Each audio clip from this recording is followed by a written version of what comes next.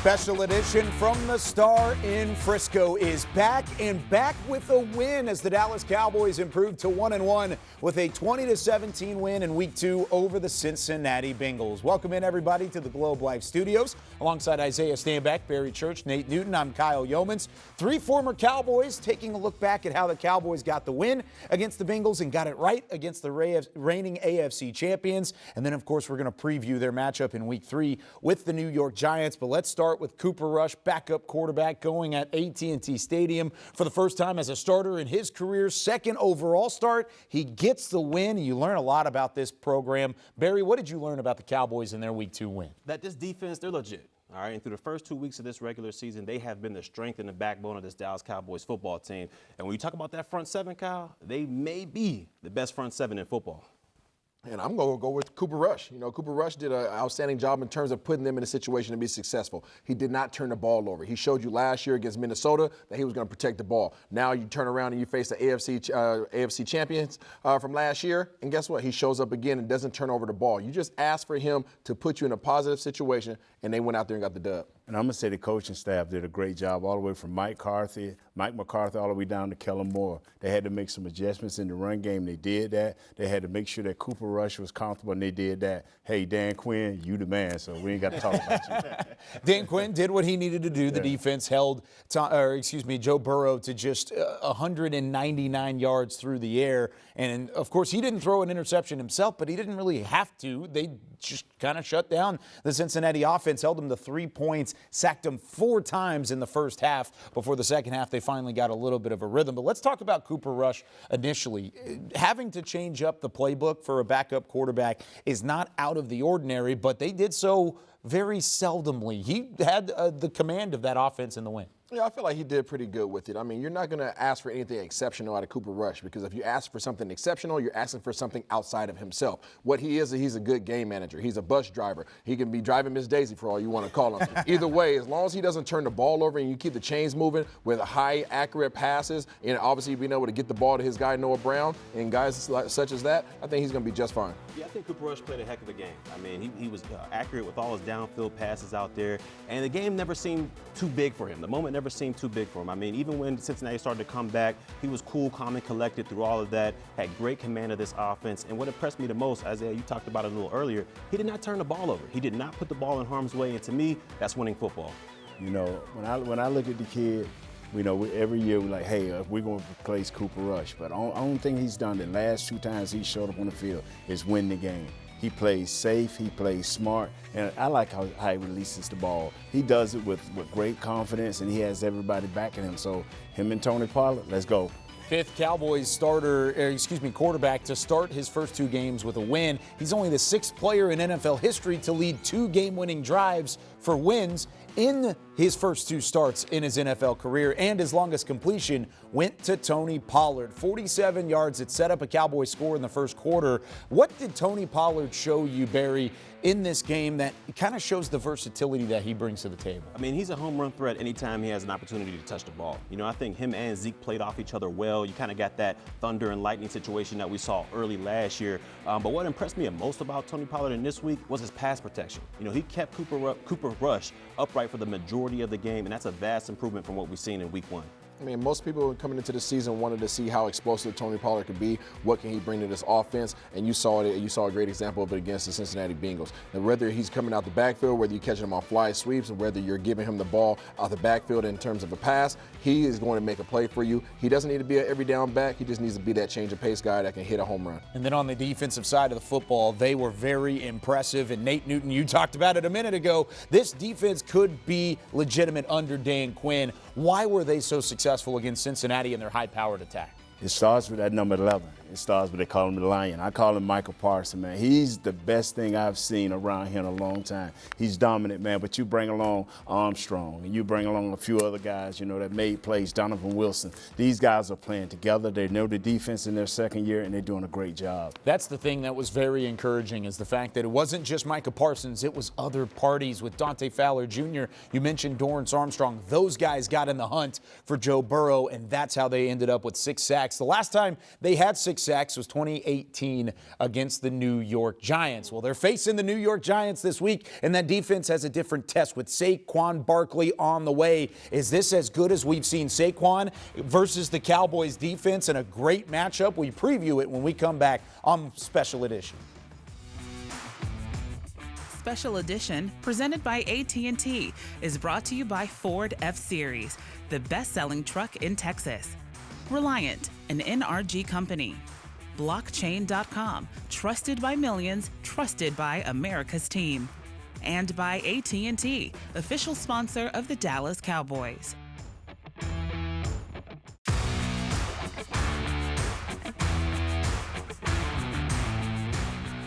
This segment is brought to you by Salvation Army. Love Beyond. I think they've done a really good job in weeks 1 and 2. Obviously, one at the end of the game down there in Tennessee. So, I think anytime you're in early season football, you get those end of game situations and you're successful on it. With that comes a lot of confidence is the point I'm trying to make. So, and then week 2, beating Carolina at home. So they're off to a good start. It's a division game, Monday Night Football, so it has all the bells and whistles.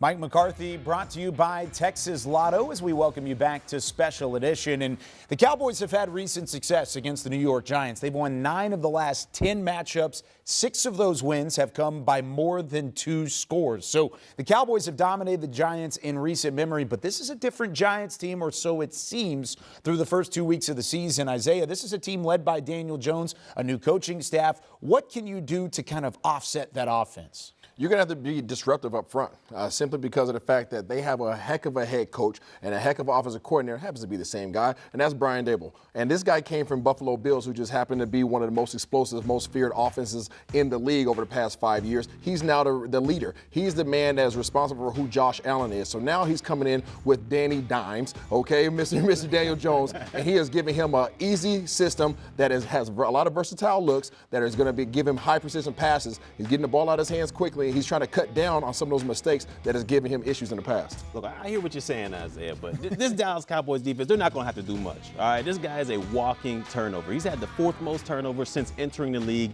in 2019. So this Dallas defense, they're going to have to find a way to be able to take advantage of Danny Dimes out there. And what they're going to have to do is they're going to have to make New York one-dimensional. That means they're going to have to force this New York Giants team to rely on Danny Jones' arm out there in order for them to have success. But in order to do that, you're going to have to shut down Saquon Barkley, and that's not going to be the easiest of tasks. No, it is not, because Saquon Barkley has looked as good as he ever has in his career. Now, this Dallas defense has looked as good as they have in quite some time as well. So this might be the best matchup between these two. And, Nate, when you look at this matchup with Saquon Barkley versus the Dallas defense, how can the Dallas side slow him down? Discipline. They have to stay in their gaps. They can't. 2 weeks ago, we jumped around at the defense end. We have to be very disciplined, stay in our gaps, make sure that when we tackle this guy, we bring him to the ground. I mean, he's not confident. I watched film on him. He's not confident. If you hit him hard, he gets up pretty slow because he's not trusting his body. So make sure you tackle real well. Yeah, I mean, Saquon Barkley is just that guy. He's a Barry Sanders-ish. I've said it before. He's very explosive. And as quiet as New York Giants have been this year, as much as people talk bad about them, he's just leading the lead in rushing. So you better put some respect on his name and tackle him like my guy Nate said.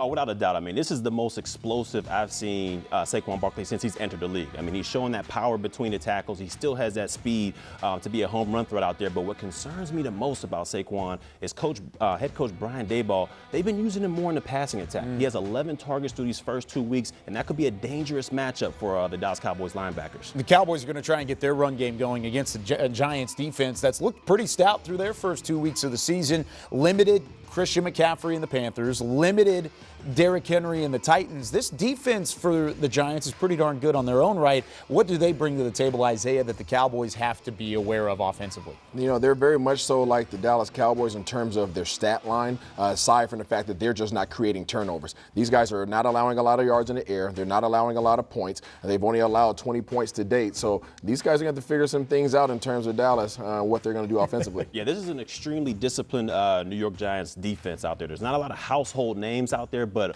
overall they're extremely disciplined out there. And I think the key to getting after these guys, you're going to have to attack them on the ground. They limited Tennessee to only 93 yards rushing, but then they followed that up with Carolina, allowing 146 yards on the ground. So Kellen Moore, be consistent with feeding Zeke and Tony Pollard out there, and I think you can get this defense. Try and get the ground game going. It's going to open up everything else for that offense, and Cooper Rush. Still the backup quarterback situation at hand for the Cowboys, but how does Stephen Jones see this team moving forward the next couple weeks? He goes one-on-one next. This segment was brought to you by Salvation Army. Love Beyond.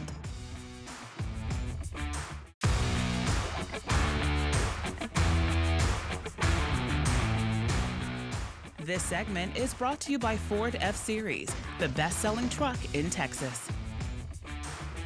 The Cowboys enter Week 3 at 1-1, but they are still without their starting quarterback, Dak Prescott. So lots of decisions could be made from now over the course of his injury and then until his return by the Cowboys front office on how to massage the roster. The guy making those decisions, or at least one of the voices in those decisions, Stephen Jones, sits down with Nick Eatman.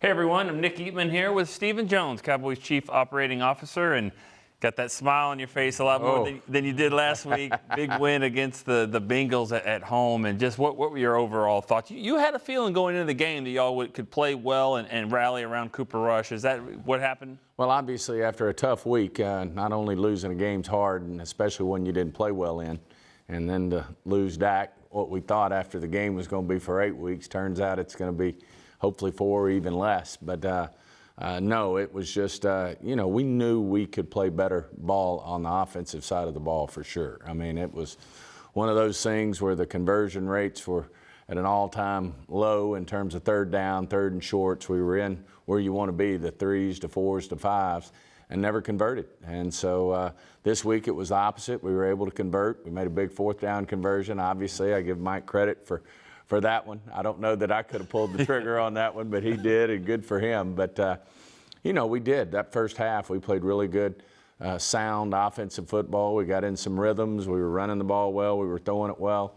I thought it went well, and we hung in there in the second half, in terms of the offensive side of the ball, and were able to make the drive that we needed there on the last drive to win the football game. Obviously, the turnover that Schultz had was a tough one for us.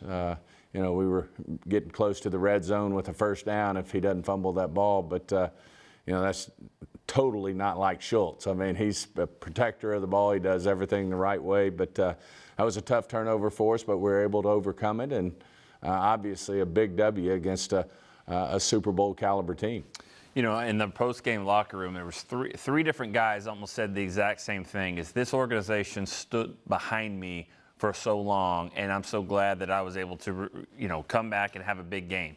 Brett Maher, Noah Brown, Cooper Rush. What does it say about you guys saying, we're not ready to turn it loose yet, we want to keep these guys in the family because we believe in them? Well, these guys do things the right way. I mean, that's the most important thing, is you want to get behind guys who put the work in. It's funny you say that. I was just talking to Britt Brown about Noah and everything that he's been through, the injuries.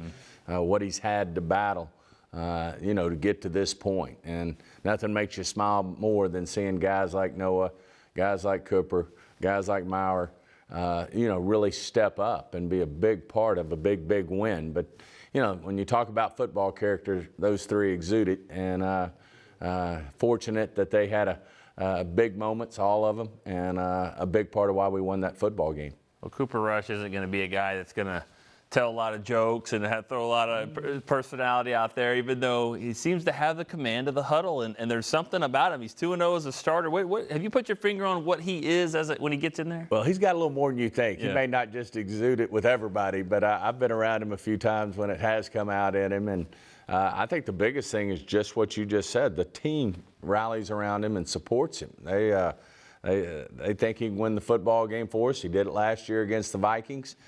Mike McCarthy, that's all he preached all week, is this team believes in Cooper. They think Cooper can win the game for us. And, we went out and played good football. And, Cooper makes great decisions. He knows how to get rid of the ball quickly and knows where to go with the ball. And big part of why he's the backup quarterback for this football team and why we think we can have success with Cooper. All right, thank you, Stephen. All right, Kyle, back to you. Thank you so much, Nick. And you can catch the entire interview on DallasCowboys.com. When we come back, we check out the matchups that could give the Cowboys some success. Could Tyler Smith continue to elevate his game in his rookie season as we come back on Special Edition? This segment was brought to you by Ford F-Series, the best-selling truck in Texas.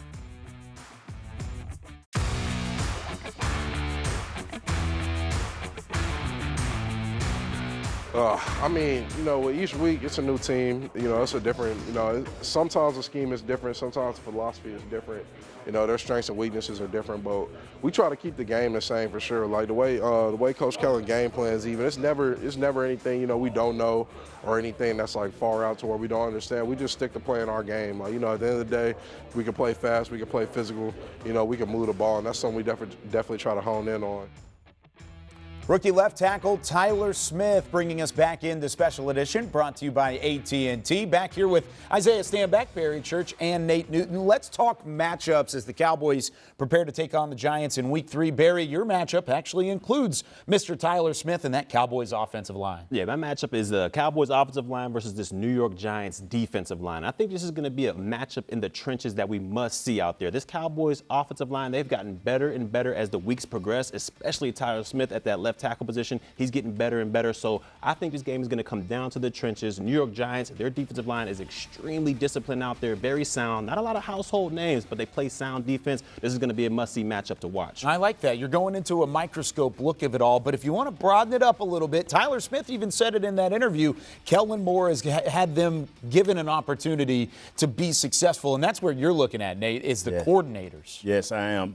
Wink Martindale, he's come from the Ravens. I mean, a great guy, but this is where we can beat him. We have to continually change our offense. Last week we had the tackles pulling, we had the centers pulling, we had the tight ends blocking down, and he's going to make adjustments, play after play, series after series. But then when we come out at halftime, that's when we're going to have to just tweak it a little bit more because it's going to be a chess match between these two guys. Kellen, come on, baby. You started strong last week. Let's finish this week. So speaking on Martindale, what does he do specifically, or what did he do with the Ravens that allowed him to be successful? Well, first of all, he had better athletes, so that made things better. But what he does well is he will make adjustments with his defensive line. He will move things around. And, oh, yes, since you brought it up, they got a guy, number 20, called Julian Love. That's your box safety. He's making plays. Keep that in mind moving forward. Now, Isaiah, you're flipping it to the defensive side of the football. What's your matchup to watch? I'm looking at the Dallas Cowboys linebackers versus the entire offense of the New York Giants. Reason being, these guys do a great job of having high precision passes. These guys are going to be in the box running 5 to 8 yard routes. Everything's going to be about 12 and under in terms of their ability to run routes, crossing routes, sitting routes, West Coast style offense. Brian Daboll is doing a good job of making sure these guys have highly accurate passes. And then offensively on the running game, you got to stop that dude, Saquon Barkley. He is an absolute dog. He's leading the league in rushing. You have to give him his respect. And you have, as your linebackers, Barr, Vander Esch, Parsons, come downhill, hit him in his mouth early. Hey, that's one way to do it because there's a group of guys at the second level of that Cowboys defense that have been playing really good football at the moment. They've got to elevate that as the season goes along because offenses are going to continue to try and wear them down with guys like Saquon Barkley that are going to be coming out of the backfield. When we come back, we give our keys to a Cowboys victory. How do they get to 2-1 behind the arm of Cooper Rush?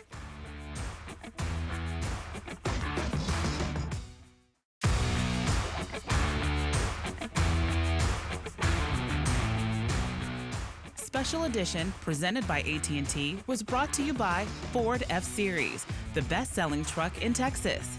Miller Lite, the only beer of the Dallas Cowboys. And by AT&T, official sponsor of the Dallas Cowboys. Monday Night Football, the Dallas Cowboys take on the New York Giants for a chance to go to 2-1. Wrapping things up on Special Edition with our keys to the game. Isaiah, what you got? You have to rush the ball to allow Cooper Rush to go ahead and take over the game off the play action. I like what you did right there. But for me, just make sure Parsons is on the plane. If he's on the plane to New York and he touchdown, you got 90% chance of winning the game. Let's go defense. Kavontae Turpin, I need for you to make a play on special teams. Not Brett Maher. Stay you, baby. There you go. Okay. What's your prediction for the game, Nate? You got it right last week. It's going to be by 1. It's definitely going to be by 1. Who by 1?